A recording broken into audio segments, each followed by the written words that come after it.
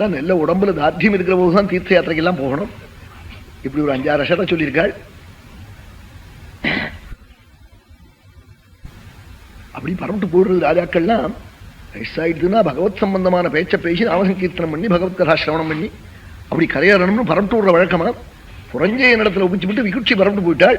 புரஞ்சயஸ்ய புத்ரோ பூதி அனேனாஸ்தத்சுதப்ருது விஸ்வரந்திஸ்ததச்சந்திரः யுவனாஸ்வச்ச தத்சுதா शाबस्ताः तत्सुतो येन शाबस्तीर्यं ममे पुरी बृहदश्वस्तु शाबस्तिः ततः कुवलयाश्वगायः प्रियार्थमुदङ्कस्य धुन्धुनामासुरं बली सुतानामेकविंशत्या सहस्रैकानद्रुतः धुन्धोर्मुखाग्निना सर्वे रययेवावशेषिताः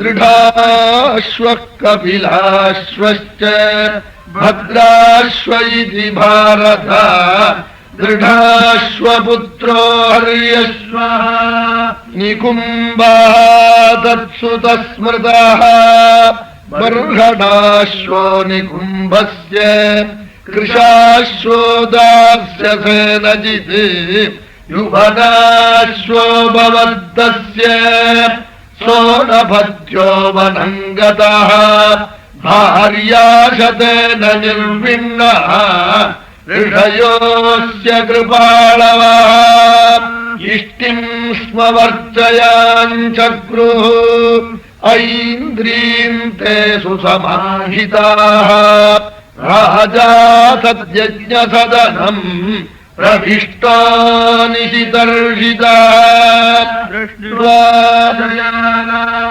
विप्रांस्ताने प्रभूमन्त्रजलम् स्वयम् उत्थितास्ते निशाम्यात् युधकम् कलशम् प्रभो वेदम् वीरम् पुंसवनम् जलम् राज्यादीतम् विदित्वा ईश्वर प्रहितेन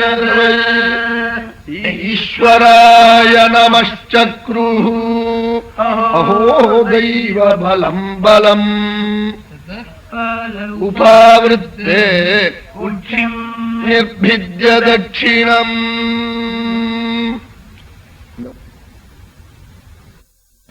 ரங்கநாதன் அவதாரம் பண்ண போற வம்சம் இல்லையா, அதுக்காக அந்த ராஜாக்களை விடாம அந்த விகுட்சியினுடைய உள்ள புரஞ்சயன் அவன் ரொம்ப ஆயிரக்கணக்கான வருஷம் ராஜ்யமாண்டு புக்தபோகனாக ஆகி அனேனஸ்ன்னு அவன் பிள்ளையா. அந்த அந்த பிள்ளைக்கு என்ன பெருமைன்னாள், பாபம்னா என்னன்னே தெரியாத அந்த பையனுக்கு அப்படி ஒரு பிள்ளையா, என்ன பாக்கியம் பாருங்கோ. அதனால அனேனஸ்ன்னு வசிஷ்டர் பேரிட்டாளா. அதான் அந்த புண்ணியமான வம்சங்கள்ல அப்படி குழந்தைகள் பிறக்கும்.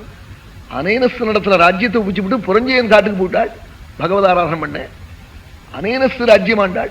ஏனஸ்னா பாபம், நவித்தியதே ஏனஹா எஸ்யா, பாபமே இல்லாத ஒரு குழந்தையா. அது என்ன பெரிய மகா புண்ணியத்தினாலதான் அது மாதிரி குழந்தைகள்லாம் கிடைக்கும்.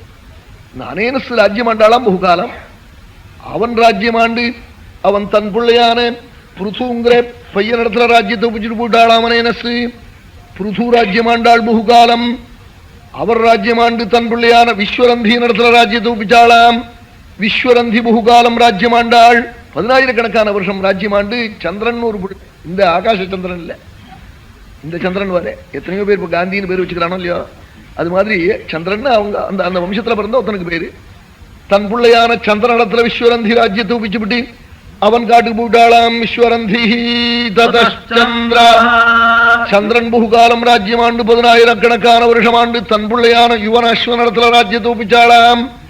யுவனாஸ்வன் 2 யுவனாஸ்வன் அந்த வம்சத்துல மேல இன்னொரு யுவனாஸ்வன் வர போறான்.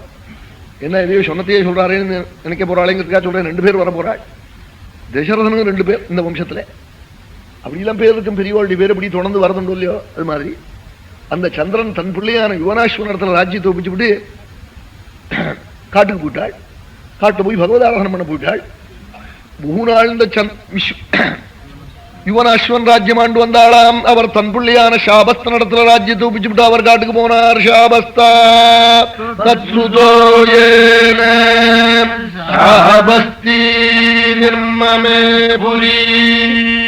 சாபஸ்தன் ராஜ்யம் ஆண்டாள் பகுகாலம்.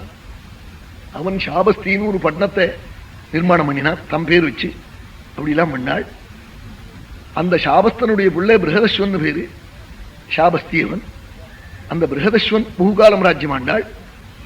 அவனுக்கு கோலையாஸ்வகன் பிள்ளை. கோலையாஸ்வகன் ராஜ்யத்தை ஒப்பிச்சுட்டு பிருகதஸ்வன் காட்டுக்கு போயிட்டாள். கோலையாஸ்வகன் ராஜ்யம் ஆண்டு 21,000 பிள்ளைகளோட கூட துந்துன்னு சொல்லி ஒரு அசுரனோட சண்டை போட்டு உதங்கர்னு ஒரு மகர்ஷியினுடைய திருப்தியர்த்தமாய் அவர் யஜ்ஞத்தை போய் கெடுத்த பயலை நிகிரகம் பண்றதுக்காக அத்தனை பாடுபட்டு அதுல எத்தனையோ கஷ்டங்கள் வந்தது. 3 பையன்கள் மிஞ்சினார் அந்த பிரபுக்கு.